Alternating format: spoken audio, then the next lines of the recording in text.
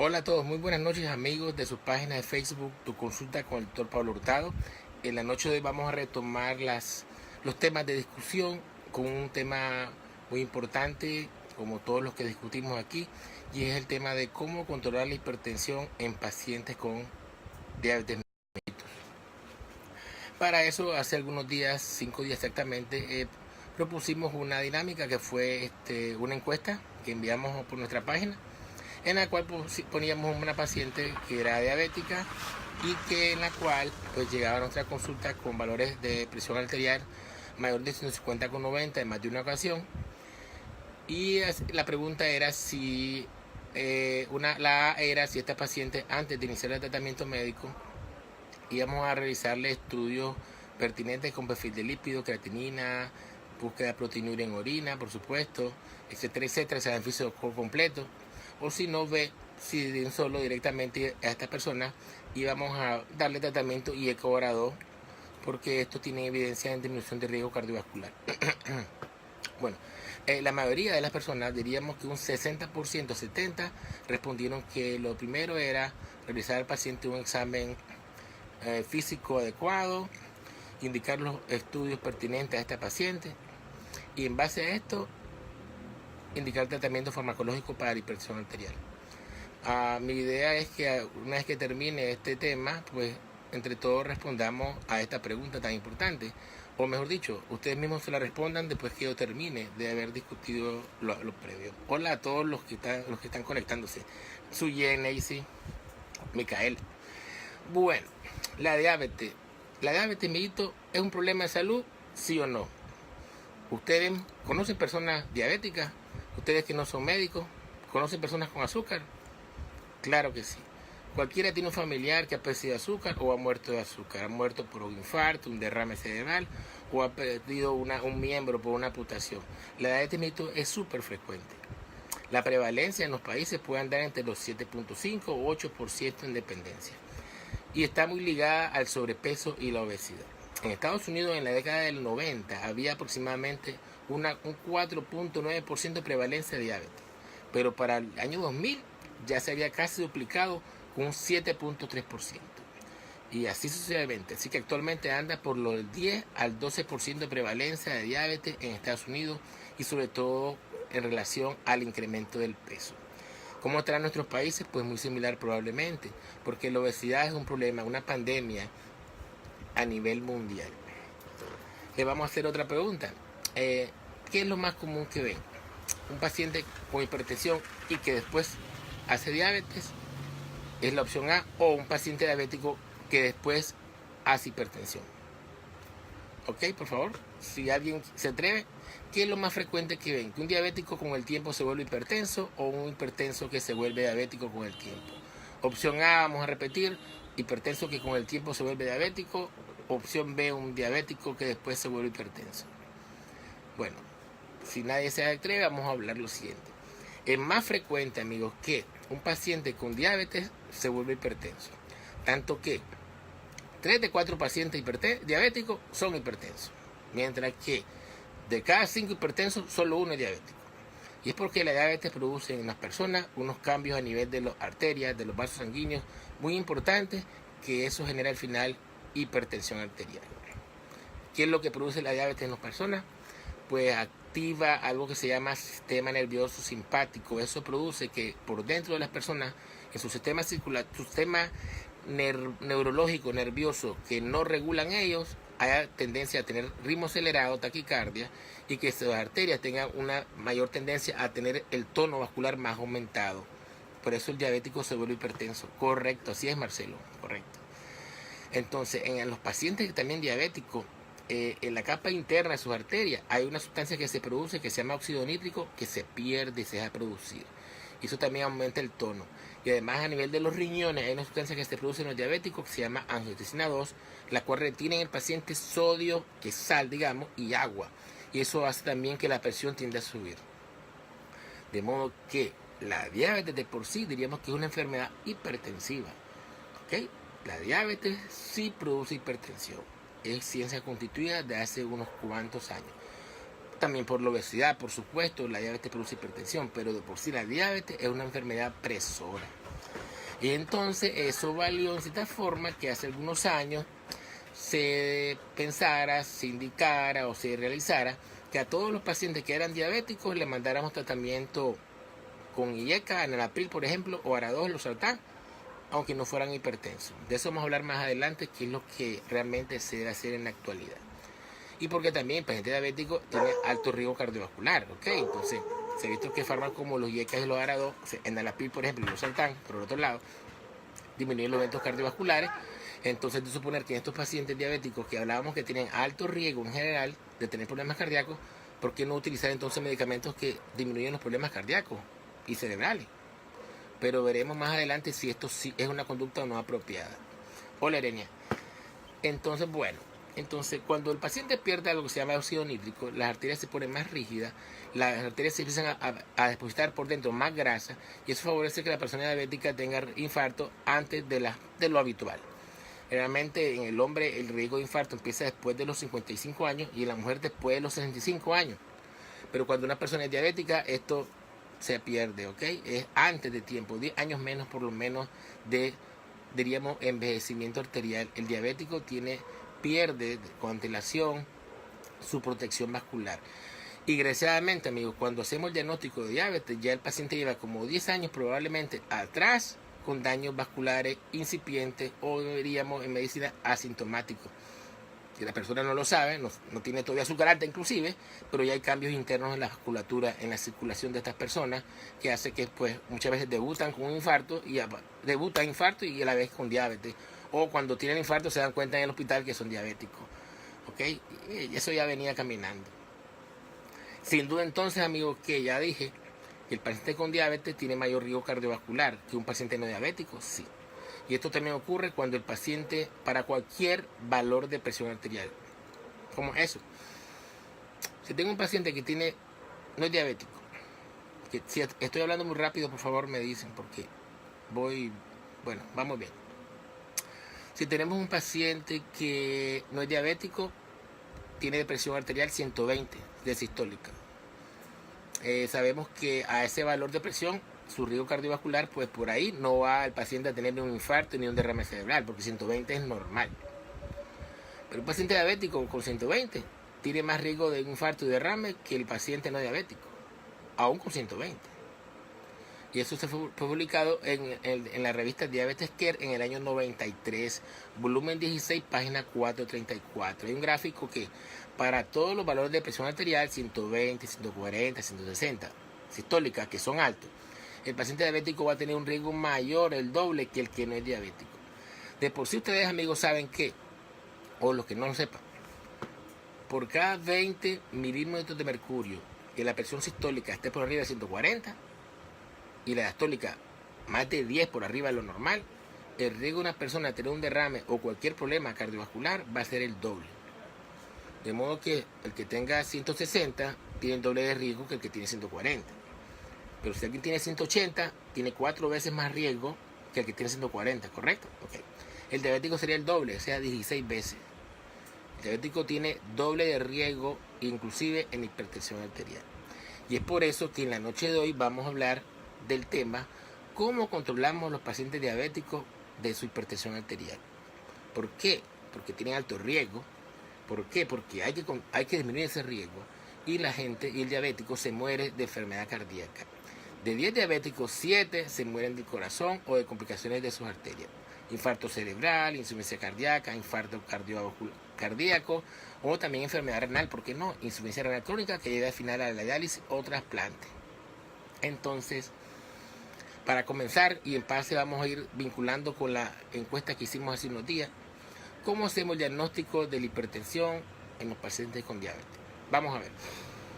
La paciente que pusimos en la encuesta era una señora que llega a nuestra consulta por primera vez y que tiene 150 presión sistólica. Pero ella sí refería que ya en otras ocasiones alguien le había tomado la presión y tenía ese valor, que conste. O sea, ya con esa referencia tenemos 2 tomas presiones altas, ¿ok? Entonces ya podemos asumir que el paciente sí puede ser diabético. Y digo esto porque la guía americana o el consenso último que revisamos para este tema de hoy es del año 2017, septiembre. Ellos plantean que un paciente que usted nunca ha visto y que por primera vez le toma la presión en su consulta y tiene la presión más de 140/90, que le aclaro ya, estamos puntualizando, valor alto de presión en un paciente diabético más de 140/90. Apréndanse eso. Paciente diabético en su consulta siempre hay que tomar la presión. Eso es lo primero. Todo paciente que llegue a su consulta y que sea diabético, aunque llegue por un dolor en el ojo, en la nariz, que le pique un grano, lo que sea, deben de tomar la presión. Porque es la forma que ustedes tienen de pesquisaje de hipertensión arterial en pacientes diabéticos. No tiene por qué llegar por un dolor en el pecho, por cansancio, por palpitaciones, para que usted se digne como médico a tomar la presión. O usted, si es enfermera, debe tomarle presión a todo paciente con diabetes. Siempre que lo vean por lo que lo vean. Porque así es que se hace el pesquisaje, el diagnóstico de personas que no lo saben, ¿ok? Cuando usted tiene la oportunidad, le toman la presión arterial. ¿Cómo se toma la presión? Bueno, lo ideal es que el paciente, amigo, esté sentadito, recto, con su espalda recostada a su silla, con sus dos piernas, con las plantas de los pies en el piso, no con las piernas cruzadas, chateando con el teléfono en una mano, hablando con la mano izquierda del paciente y con la derecha usted tomando la presión. No, tiene que ser tranquilo por lo menos 5 minutos, con su brazo extendido en paciente en posición sentada. Usted le toma la presión, hace una primera toma, anota, a los 2 minutos usted vuelve a hacer lo mismo, otra toma de presión y después otra vez más. Se plantea que por lo menos usted debe tomar la presión unas 3 veces y promediarla, y en base a eso usted tener un aproximado del valor que tiene. Si le sale alta, que es más de 140/90, usted no debe todavía hacer el diagnóstico porque es una sola visita. Y este paciente, según las guías americanas, usted debe visitarlo al mes y valorarlo de nuevo con las tomas de presión. Miren, en Estados Unidos las citas con los médicos no son un poco difíciles y son muy costosas. Los seguros tampoco aprueban las citas semanales con los médicos, cosa que sí lo podemos hacer en nuestro país. Yo cito a los pacientes semanal si quiero y no les cobro y no pasa nada. O en un hospital igual lo cito semanal y nadie se mete conmigo. Yo hago lo que yo quiera. Entonces por eso uno puede hacer en otros países un poco a veces más de medicina, porque no siempre tenemos ese vínculo económico con los pacientes. Si usted lo cita al paciente en otra consulta, puede ser a las 24 horas, 48 en nuestro medio, y si vuelve a tener la presión más de 140/90 con estas recomendaciones, usted dice que es hipertenso. No hay que esperar un mes mucho, amigo. Porque también otra cosa importante, en nuestro medio los pacientes se pierden. Usted le dice, vengo un mes, vamos a ver si es hipertenso, el paciente se pierde y viene a los 6 meses. Si no podemos estar con esto de un mes. Nuestros pacientes, sobre todo los pacientes, las personas que no tienen enfermedades crónicas, no están acostumbradas a visitar al médico con frecuencia y se pierden. Nos ha pasado por experiencia. Y por eso que yo le digo que está el mes para ver si lo que tomé la primera ocasión se mantiene. Podemos perder pacientes que a lo mejor no aparecen más, aparecen al año con hipertensión ya establecida y severa y con alguna complicación. Entonces, 2 tomas en diferentes visitas, por lo menos cada 5 minutos sentado el paciente tranquilo. Realizamos las tomas según lo que expliqué. Ahora bien, eso no es suficiente. Al paciente hay que decir una vez que lo vimos en la consulta: mire, señor, usted va a ir a su casa y necesito que se tome la presión en su casa. Porque vean, existe algo que se llama hipertensión de bata blanca. Muchas personas se ponen nerviosas cuando ven a uno, el médico, y se le sube la presión en los policlínicos o en los hospitales o en los consultorios. Y eso se sabe. Una persona puede tener incremento de 5 hasta 10 milímetros de mercurio cuando usted le toma la presión en la primera visita, sobre todo porque no lo conoce. Para evitar ese mal diagnóstico o que usted crea que es hipertensa esa persona y no lo es, usted por eso debe mandar a que esa persona se tome la presión en su medio, en su casa, donde está tranquila, donde tiene confianza, donde no se siente agredida por uno como médico, ¿verdad? ¿Okay? Ahí vamos a hablar de eso, doctor, en unos minutos. Es más, ya estamos hablando de esto, la aclaro. Ya empezamos a hablar sobre las directrices publicadas en el Consenso del Diabetes Care 2017. Y esa directriz plantea el diagnóstico, como ya hablamos, el screening, como lo planteamos al principio, y ahora estamos hablando de cómo confirmar también el diagnóstico de esto. Pues entonces, le decía que el paciente, pues, debe usted decirle que este paciente debe tomar su presión en su casa y que se les traiga a la próxima consulta estas tomas. Si en su casa también coincide también de que le da valores de presión más de 135/85, que conte, Eso es lo que se plantea aquí en el domicilio de diagnóstico de hipertensión. Pero léanse, el consenso es lo que plantea. Pero si ustedes no quieren enredarse, amigos, 140/90, apréndanse para todo. Para no estemos con diferentes números, porque a la hora de la hora uno se complica. Si el paciente tiene en su casa más 140/90 y usted le trae eso y coincide con lo que usted tiene, entonces el paciente es hipertenso. Perfectamente. O sea, ya con el paciente con diagnóstico de hipertensión, importante, hay que hacer algo que manda la guía o la consenso, que es diagnosticar ortostatismo. Que eso ya lo explicamos cuando hablamos del tema de síncope, pero ¿por qué se hace? Que es la pregunta. El paciente diabético, aparte de compresiones cardíacas, hace daño microvascular que afecta a los nervios, el sistema nervioso autónomo. Es el que regula la presión arterial en los pacientes, regula la frecuencia cardíaca, regula el movimiento intestinal de los pacientes con diabetes, regula la sensibilidad también de las piernas, de las plantas de los pies de las personas. Cuando es diabético, lleva muchos años, pierden la sensibilidad, aparecen úlceras, se lesionan las piernas y al final se infectan y llegan al hospital solo para amputarse. Entonces, el diagnóstico de neuropatía diabética es súper importante. Y usted puede asumirlo o diagnosticarlo con la consulta de cardiología.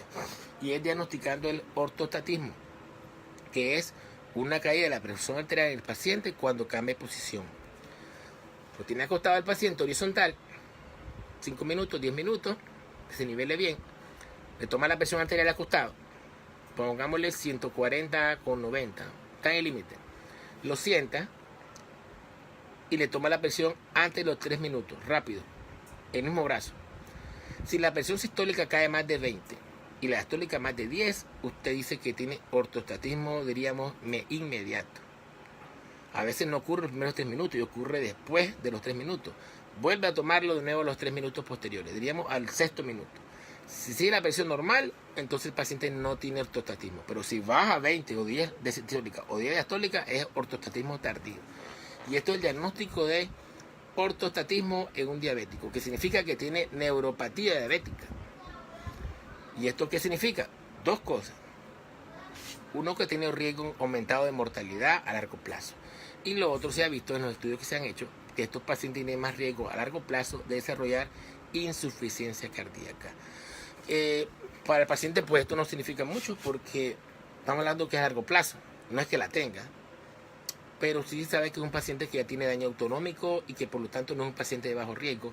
Si tiene daño autonómico, es decir, de la presión arterial, y por eso la presión cambia tanto al sentarse, que no es normal, se puede tener trastornos de los sistemas de sensibilidad en las piernas, mucho cuidado con el cuidado de los pies, y también puede hacer otras complicaciones. Importante aquí también hay que tener esto en cuenta, que a la hora de diagnosticar ortostatismo, el paciente se le puede enredar cuando usted vaya a medicar con tratamiento antihipertensivo. Y aquí viene una de las respuestas a la encuesta.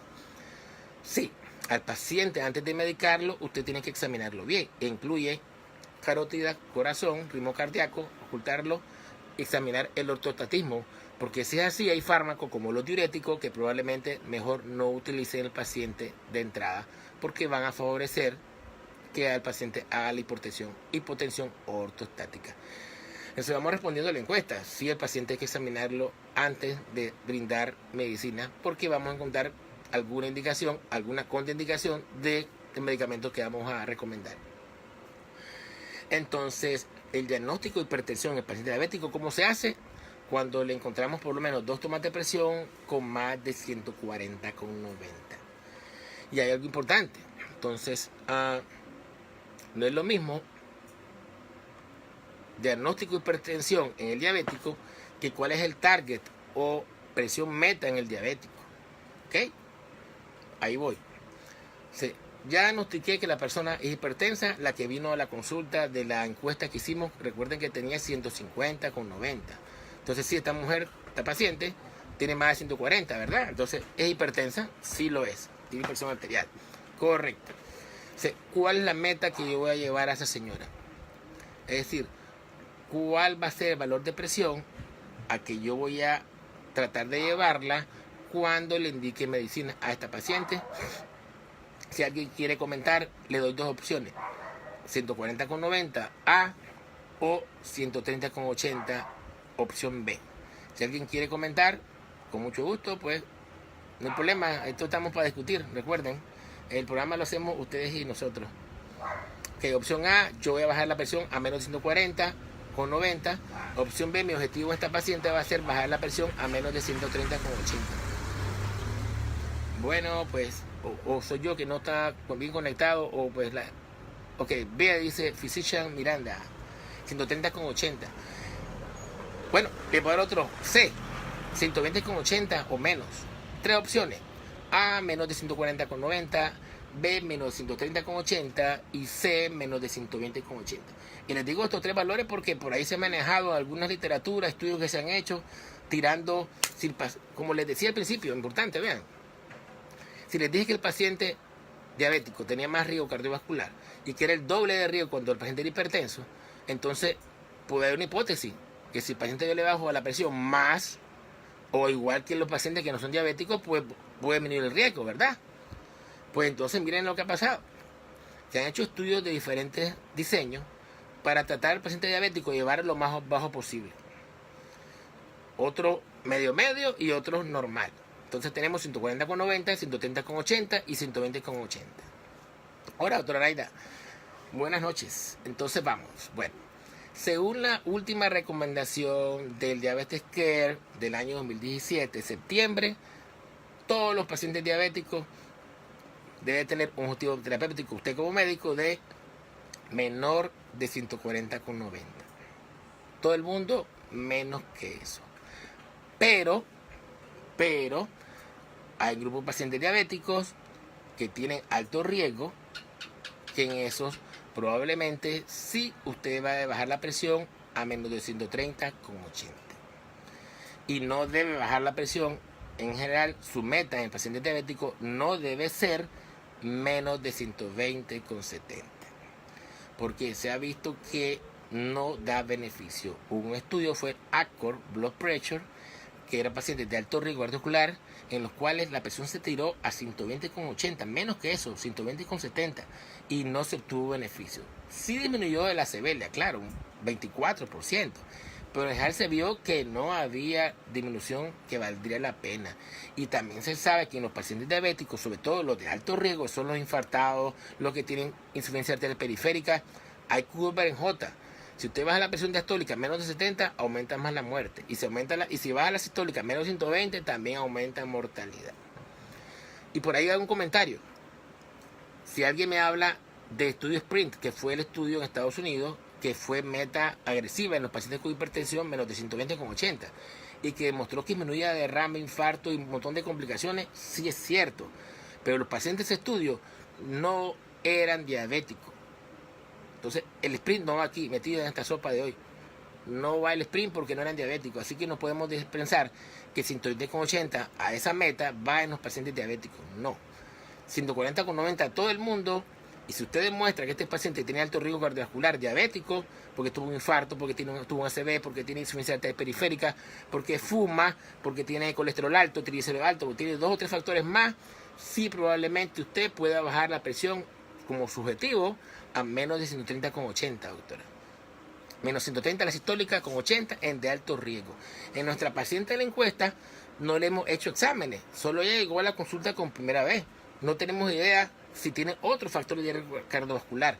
De modo que mi meta de entrada, mientras no demuestre lo contrario, sería 140/90, porque no tengo más pruebas que indican que esas pacientes, mujer de 50 años, si mal no recuerdo de la encuesta, tuviera alto riesgo cardiovascular. O sea, más alto riesgo que la diabetes le confiere, por supuesto, ¿verdad? Entonces, las guías claras de hipertensión en diabetes plantean que 140/90 y en pacientes de alto riesgo menos 130/80, amigos. Entonces, vamos a una pregunta de la encuesta, que era el inciso B, decíamos. Entonces, le damos a esta paciente YKR2 de entrada porque es diabética, sí o no.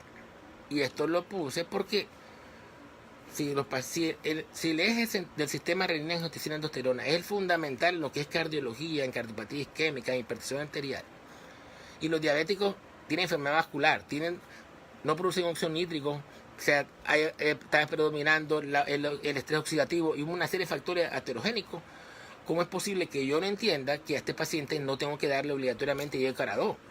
Hace algunos años así era. Así, YK o ARA2. Si YK le da todo, ARA2. Pues sucede, amigos, que, vean qué interesante, importantísimo. Hay un grupo de fármacos que han demostrado que en diabéticos disminuyen complicaciones cardíacas y cerebrovasculares. ¿Cuáles son? IECA, sí. ARA2 también. Los diuréticos y los anticálcicos. Entonces, importante, un paciente diabético debe tratarse, amigos, con IECA, si no lo tolera, ARA2, con diuréticos o anticálcicos. Pero vean, ¿y qué pasó con los beta bloqueadores? Que yo siempre le he hablado maravillas de ellos. Aparentemente los beta bloqueadores no disminuyen complicaciones en diabéticos, a menos que el paciente haya tenido un infarto, y esa sabemos que es indicación absoluta de beta bloqueador, postinfarto, o el paciente tenga insuficiencia cardíaca con fracción de eyección reducida. Si nuestros pacientes diabéticos tienen un infarto, o tuvo insuficiencia cardíaca, o tiene fracción de eyección reducida, si el beta bloqueador a él le da a disminuir mortalidad cardiovascular, ¿ok? Pero si no la tiene el beta, no la disminuyen en los diabéticos. Y sí la disminuyen los IECA, los anticálcicos y diuréticos.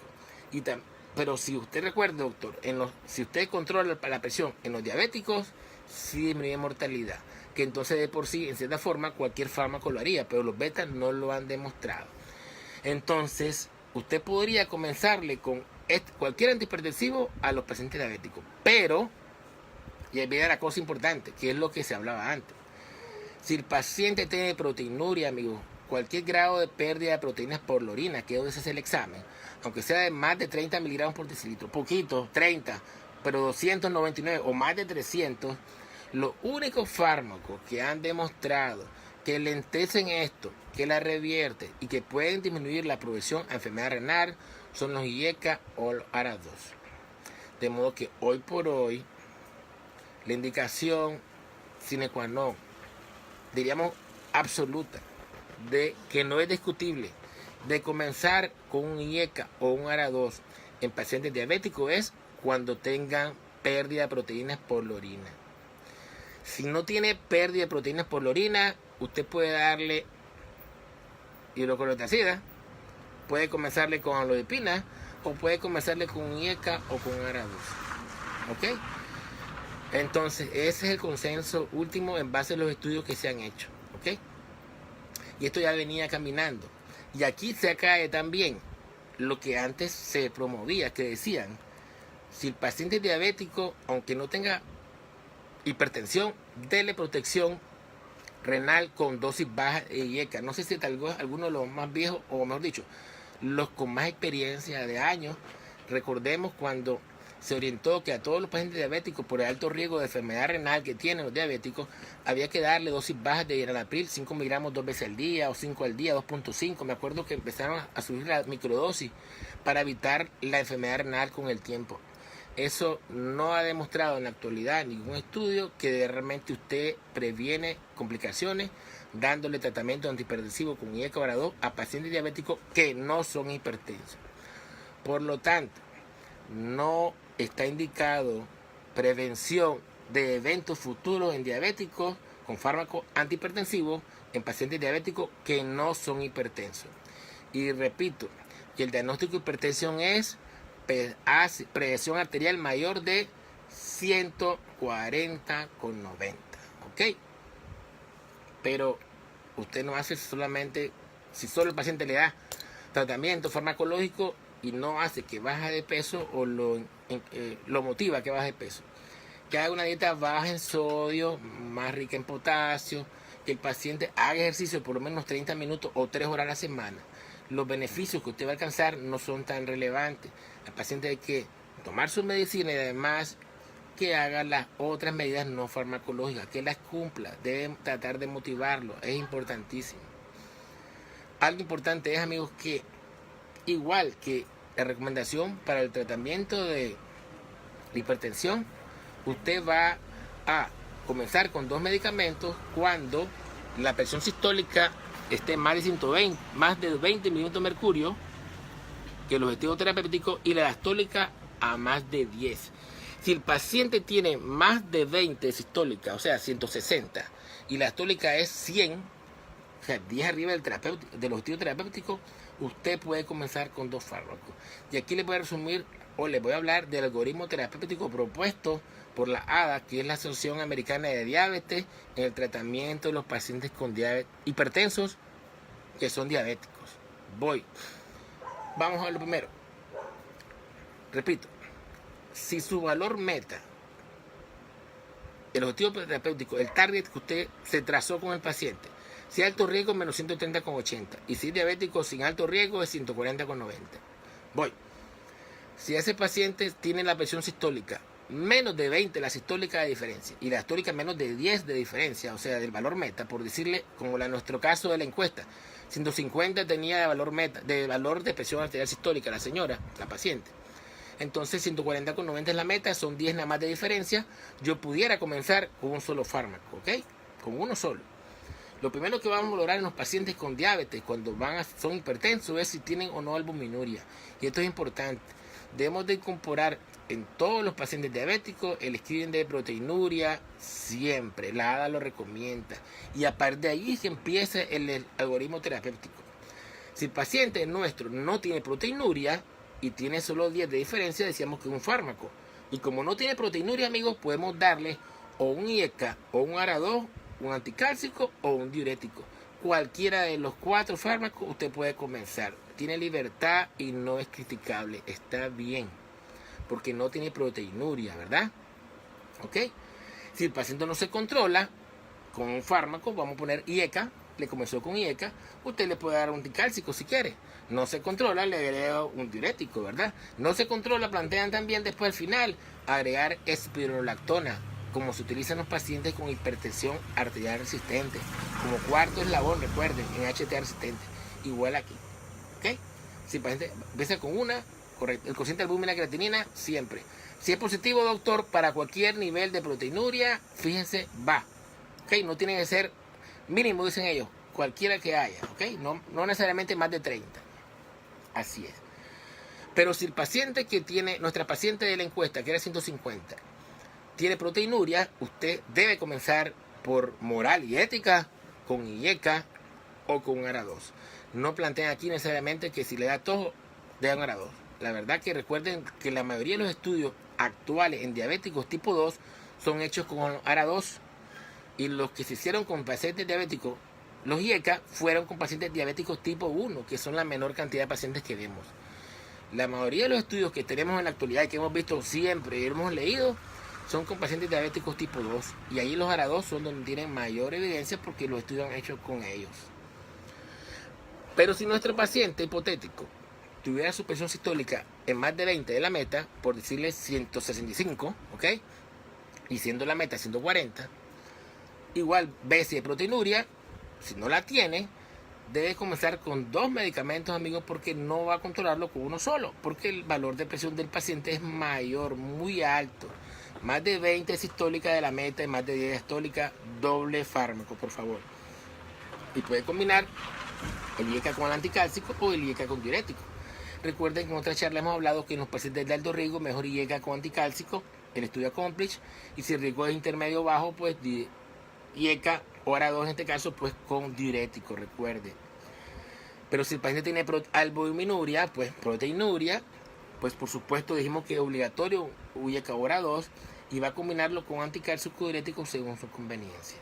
Si siempre ve efectos adversos, usted tiene que cambiar a otro fármaco, ¿verdad? ¿Ok? Eso lo tenemos que ver. Y todo, recuerden, depende que los efectos adversos dependen de qué, de la dosis de los medicamentos muchas veces, de la dosis que indiquemos y del tiempo también de uso de los medicamentos.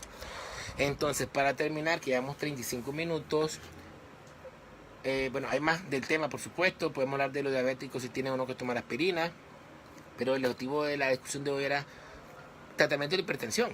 Sé que concluimos con el tema de hoy, que nuestra paciente de la encuesta, lo ideal es cuando un paciente llegue, debe examinarse adecuadamente, examen físico, mandarle sus estudios bioquímicos en sangre adecuado, y que obligatoriamente debe diagnosticarse proteinuria en orina esta persona, si lo tiene o no, la albuminuria, el índice de creatinina, albúmina, por supuesto. Para cualquier trazo de proteína, los IECA ARA2 son de uso obligatorio. Pero si no existe proteinuria, usted puede indicar IECA-2 anticálcico diurético, que son los que he demostrado disminuyen complicaciones cardiovasculares en diabéticos. No así los betas, solo cuando haya infarto anteriormente o el paciente tenga insuficiencia cardíaca, que sí, por supuesto, es una indicación absoluta. Entonces, pues, ¿qué les puedo decir? A los pacientes diabéticos son un reto terapéutico. Generalmente tienen más comorbilidades, no solo son diabéticos, hipertensos. Han tenido infarto, tienen enfermedad renal crónica y muchas veces hay que usar 3 y 4 medicamentos, como lo han demostrado muchos estudios que se han hecho. IDNT, el IRMA, el ASAC, sin duda. 3 a 4 fármacos, entonces, pues vamos a tener que usar siempre un IECA o un ARA2, no los dos. Un anticálcico posiblemente y un diurético también y tal vez la espirulactona. Pero cuando usemos estas combinaciones, recuerden que el potasio va a subir y por eso hay que vigilarlo más de cerca, que eso lo hemos hablado en otros temas cuando hablamos de hipercalemia. Entonces, amigos, pues he visto comentarios, unos cuantos, 10, 15. Les agradezco su sintonía. Creo que el tema les gustó. Vamos a seguir trabajando de esta forma con la encuesta y a la semana siguiente pues hacemos el tema a discutir. Les agradezco, como siempre, la gente del grupo de Messenger. Recuerden que hoy vamos a mandar las diapositivas por mensaje para que tengan a mano lo que discutimos, la bibliografía. Entonces, un placer para todos. Recuerden, si les gustó el tema, si les interesó, si ven la página útil, por favor, le dan like a la página. Hay 3 cosas que aprendí. 1, a ver si me acuerdo. Le dan like a la página. La comparten y nos ven la próxima semana o lo recomiendan a compañeros, ¿ok? Y recuérdenme. Correcto, doctor. Ok, claro que sí, a la orden. Todo por aquí. Recuerden que una vez que termine yo siempre escucho la charla y leemos los mensajes y respondemos a los mensajes que están aquí, aunque el video que he grabado salen. Y muchas gracias, doctora. Felicidades por su cumpleaños, doctora Nadia, disculpen. Buenas noches, se despide el doctor Hurtado de Nicaragua y nos vemos la próxima semana en otro evento más.